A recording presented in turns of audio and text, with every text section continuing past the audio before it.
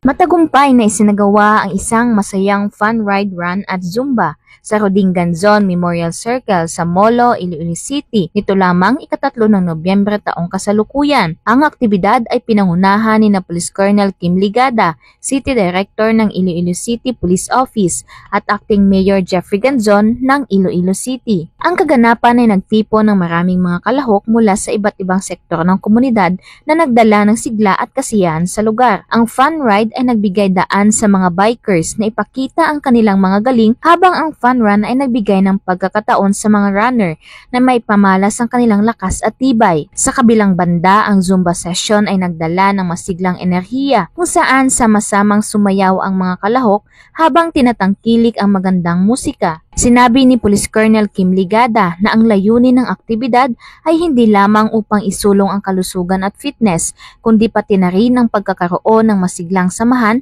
ang komunidad at kapulisan. Ang Fun Ride Run at Zumba na inisyatiba ng lokal na pamahalaan ng Iloilo City at Iloilo City Police Office ay isang patunay ng pagtutulungan ng publiko at pambansang pulisya upang itaguyod ang isang mas malusog at mas masayang syudad ng Iloilo. Mula dito sa Police Regional Office 6, ako ang iyong PNN Correspondent, Patrolwoman Glidel Astrologo, alagad ng batas, tagataguyod ng Balitang Pulis.